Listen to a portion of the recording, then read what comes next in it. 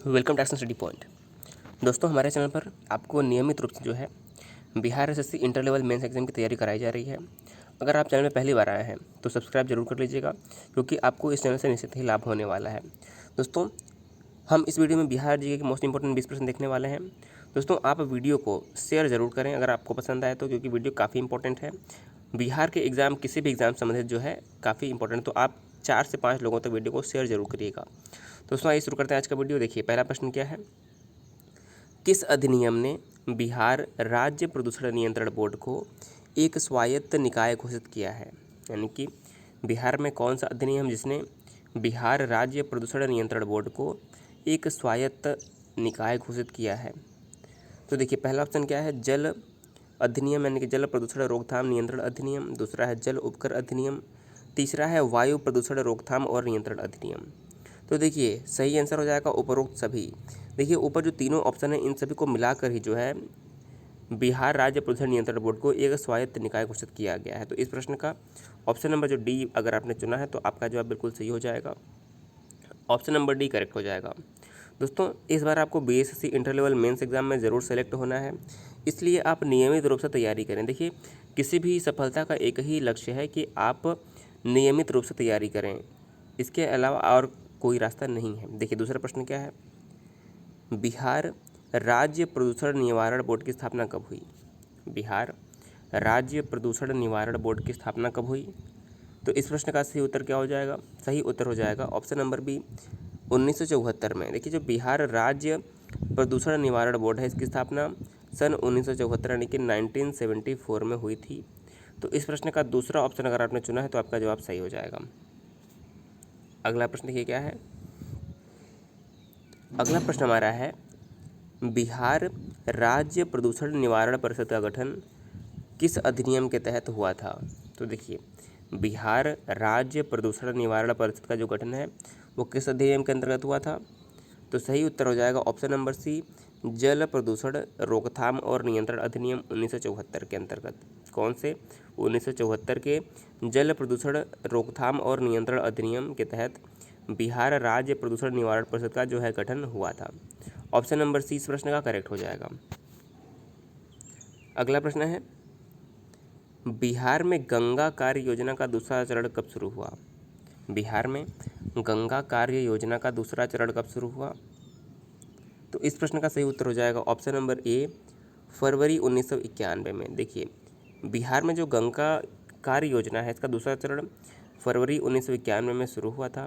क्योंकि आपको पता है गंगा जो है बिहार की मुख्य नदी है, और इसलिए जो गंगा सफाई योजना है ये इसके लिए विभिन्न योजनाएं बिहार सरकार द्वारा चलाई जाती हैं। तो इसमें से ही एक है गंगा कार्य योजना, जो कि सबसे अधिक महत्वपूर्ण है, और यह इसका दूसरा चरण जो है फरवरी 1991 में प्रारंभ हुआ था।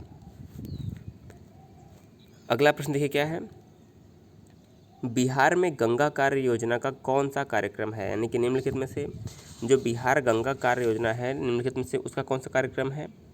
तो देखिए, अल्प लागत स्वच्छता योजना, विद्युत शवदाह गृह और सीवेज उपचार संयंत्र। तो ये तीनों जो है बिहार गंगा कार्य योजना के ही कार्यक्रम हैं। देखिए, जो अल्प लागत स्वच्छता योजना ये भी है, और विद्युत शवदाह गृह भी है, और सीवेज उपचार संयंत्र भी है। तो उपरोक्त सभी इस प्रश्न का सही उत्तर हो जाएगा। अगला प्रश्न है, गंगा कार्य योजना की शुरुआत कब हुई थी? तो आपको बताना है गंगा कार्य योजना की शुरुआत कब हुई थी। तो देखिए, इस प्रश्न का सही उत्तर हो जाएगा 14 जून 1986। गंगा कार्य योजना की शुरुआत 14 जून 1986 को हुआ था, इसलिए इस प्रश्न का उत्तर नंबर सी सही हो जाएगा। अगला प्रश्न है, गंगा के प्रदूषण को रोकने के लिए केंद्रीय प्रदूषण नियंत्रण बोर्ड द्वारा कौन सा निकाय बनाया गया है? तो देखिए, गंगा के प्रदूषण को रोकने के लिए केंद्रीय प्रदूषण नियंत्रण बोर्ड द्वारा कौन सा निकाय बनाया गया है? राज्य प्रदूषण निर्वहन परिषद, गंगा कार्य योजना, गंगा प्रदूषण निर्वाचन आयोग नियोजन आयोग, या फिर उपरोक्त सभी? इसका सही उत्तर हो जाएगा ऑप्शन नंबर की बी गंगा कार्य योजना। देखिए, जो हमारा राष्ट्रीय केंद्रीय प्रदूषण नियंत्रण बोर्ड है इसके द्वारा गंगा के प्रदूषण को रोकने के लिए जो नियंत्रण बोर्ड बनाया गया है बिहार में वो है गंगा कार्य योजना। ऑप्शन नंबर बी करेक्ट हो जाएगा। अगला प्रश्न है, बिहार में नदी प्रदूषण का मुख्य कारण क्या है? देखिए जो बिहार में नदी की प्रदूषण का मुख्य कारण है वो क्या है? औद्योगिक अपशिष्ट बिल्कुल है, जो कि फैक्ट्रियों से जो अपशिष्ट निकलता है वो है, सही है। दूसरा शहरों का कचरा, बिल्कुल सही। देखिए जो बड़े बड़े शहर जैसे कि पटना, भागलपुर, ये सब है, इन शहर से निकलने वाले जो कूड़े हैं वो सीधे नदी में फेंक दिए जाते हैं, जो कि नदी के प्रदूषण का एक कारण बनता है। तीसरा है नदी के किनारे जानवरों को धोना, बिल्कुल सही है। देखिए नदी में लोग अपने जानवरों को नहलाते हैं, धोते हैं, तो ये भी होता है नदी प्रदूषण का ही कारण बनता है। तो सही आंसर क्या हो जाएगा? उपरोक्त सभी, ये जो तीनों कारण है यह नदी प्रदूषण के मुख्य कारण हैं। ऑप्शन नंबर जो डी इस प्रश्न का है बिल्कुल सही उत्तर हो जाएगा। अगला प्रश्न देखिए क्या है? उत्तरी बिहार की सबसे प्रदूषित नदी कौन सी है? उत्तरी बिहार की सबसे प्रदूषित नदी कौन कौन सी? देखिए आपको पता होगा जो सोन नदी है यह दक्षिण बिहार से प्रवेश करती है, और जो गंगा है यह मध्य से प्रवेश करती है। जो कोसी नदी है यह उत्तरी भारत की नदी है, तो आपको याद रखना है जो कोसी है ये उत्तर बिहार की सबसे प्रदूषित नदी ही है। अब देखिए कोसी से आपको याद क्या रखना है, जो कोसी है, कोसी उत्तर बिहार में जो है बाढ़ का भी कारण बनती है। क्यों? कोसी उत्तर बिहार में बाढ़ का कारण कैसे बनती है? क्योंकि जो कोसी नदी है यह अपना जो मार्ग है लगातार बदलती रहती है। आज इस गांव में है तो अचानक कल किसी और गांव में पहुंच जाती है, क्योंकि यह लगातार जो है मार्ग में परिवर्तन करती रहती है, जिससे उत्तर बिहार में जो है बाढ़ की स्थिति आती रहती है। इसलिए कोसी को बिहार का शोक या उत्तर बिहार का शोक भी कहते हैं। ये पॉइंट मोस्ट इंपॉर्टेंट रूप से याद रखना है, कोसी को बिहार का शोक या उत्तर बिहार का शोक के नाम से जाना जाता है। अगला प्रश्न है, बिहार के उत्तरी हिस्सों में बाढ़ के विनाश का खतरा कैसे कम हो सकता है? यानी कि जो बिहार के उत्तरी हिस्से हैं उसमें बाढ़ का खतरा कैसे कम किया जा सकता है?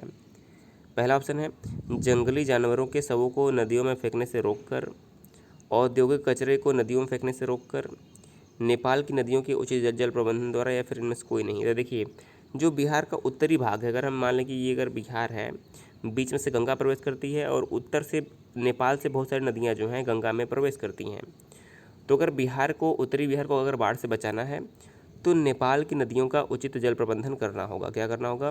नेपाल की नदियों का उचित जल प्रबंधन करना होगा, क्योंकि जो नेपाल की पहाड़ी क्षेत्र है वहाँ से आने वाली नदियों के जल द्वारा ही जो बिहार में बाढ़ की स्थिति उत्पन्न होती है। तो इस प्रश्न का ऑप्शन नंबर जो हमारा सी है बिल्कुल सही हो जाएगा। अगला प्रश्न है क्या है? बिहार के किस क्षेत्र में बाढ़ एक जलवायु की आपदा है? तो बिहार के किस क्षेत्र में बाढ़ एक जलवायु की आपदा है? तो देखिए जो उत्तरी बिहार है ये हमेशा बाढ़ की समस्या से जूझता है। कब? वर्षा ऋतु में। वर्षा ऋतु में नेपाल से निकलने वाली नदियाँ जो होती है उत्तर बिहार में सीधे प्रवेश करती हैं, और उत्तर बिहार के जो ज़िले हैं, जो नेपाल की बॉर्डर के सीमावर्ती जो ज़िले हैं, वह बाढ़ से परेशान होते हैं। तो ऑप्शन नंबर जो ए है इस प्रश्न का सही उत्तर हो जाएगा। अगला प्रश्न है, बिहार में पर्यावरण की उपेक्षा का प्राथमिक कारण क्या है? शिक्षा और जागरूकता की कमी, गरीबी, जनसंख्या विस्फोट, या फिर सभी? तो देखिए जो बिहार में पर्यावरण की उपेक्षा का प्रमुख कारण है उसे अगर हम माने तो शिक्षा और जागरूकता की कमी माना जाएगा, क्योंकि बिहार राज्य में जो है साक्षरता दर काफ़ी कम है और जागरूकता की भी कमी है, इसलिए जो है यहाँ पर पर्यावरण की उपेक्षा जो है प्राथमिक कारण बना हुआ है। ऑप्शन नंबर जो हमारा ए है करेक्ट हो जाएगा। अगला प्रश्न देखिए क्या है? बेहद खराब वर्गों के लिए बिहार सरकार की कौन सी योजना विश्व बैंक द्वारा सहायता प्राप्त की जाती है? किस योजना के लिए विश्व बैंक द्वारा सहायता प्राप्त की जाती है? इस प्रश्न का सही उत्तर हो जाएगा ऑप्शन नंबर ए, जीविका परियोजना। देखिए जो जीविका परियोजना है ये बिहार सरकार द्वारा चलाई जाती है और इसके द्वारा जो है विश्व बैंक से सहायता प्राप्त की जाती है। ऑप्शन नंबर जो ए है करेक्ट हो जाएगा। अगला प्रश्न देखिए क्या है? कौन सा जिला सूखा प्रवण क्षेत्र कार्यक्रम लागू किया गया? यानी कि किस जिले में, बिहार के किस जिले में सूखा प्रवण क्षेत्र कार्यक्रम लागू किया गया है? तो सही उत्तर क्या हो जाएगा? देखिए जो रोहतास और नालंदा हैं, दो जिले रोहतास और नालंदा, इन जिलों में सूखा प्रवण क्षेत्र कार्यक्रम जो है लागू किया गया है। तो इस प्रश्न का ऑप्शन नंबर जो बी है, रोहतास और नालंदा, सही आंसर हो जाएगा। अगला प्रश्न है, किस वर्ष जयप्रकाश नारायण जयप्रकाश रोजगार गारंटी शुरू की गई? देखिए बिहार में किस वर्ष जयप्रकाश रोजगार गारंटी शुरू किया गया? तो इसका सही आंसर हो जाएगा ऑप्शन नंबर बी, सन 2002 में। देखिए जो 2002 में है बिहार में जयप्रकाश रोजगार गारंटी योजना की शुरुआत की गई? ऑप्शन नंबर बी करेक्ट हो जाएगा।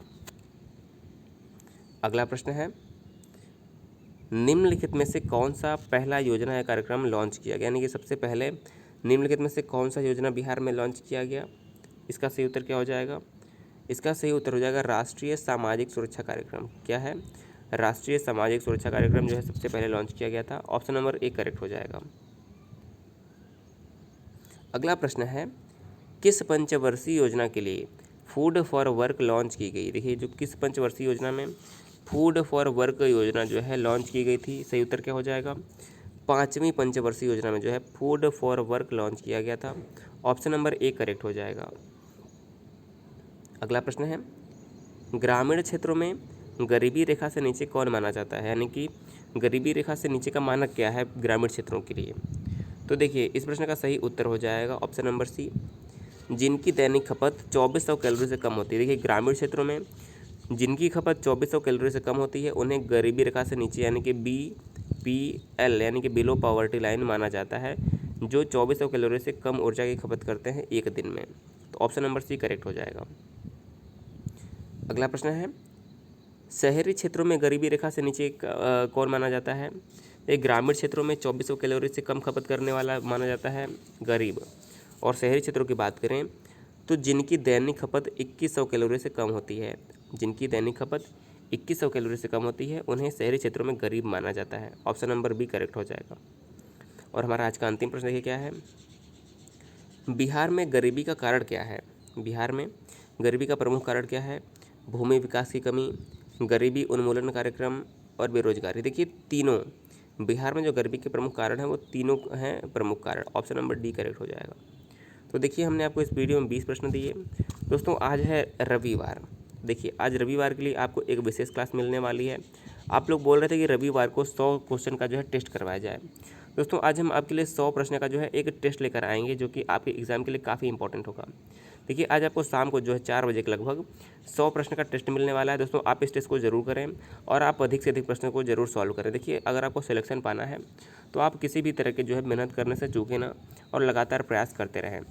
दोस्तों, वीडियो जरूर देखिएगा और ये वीडियो अगर पसंद है जरूर शेयर कर दीजिएगा। जो भी चैनल में पहली बार आया हो जरूर सब्सक्राइब कर लीजिए, क्योंकि हमारे चैनल पर आपको जो रेगुलर वीडियो मिलती रहती है। वीडियो देखने के लिए बहुत बहुत धन्यवाद।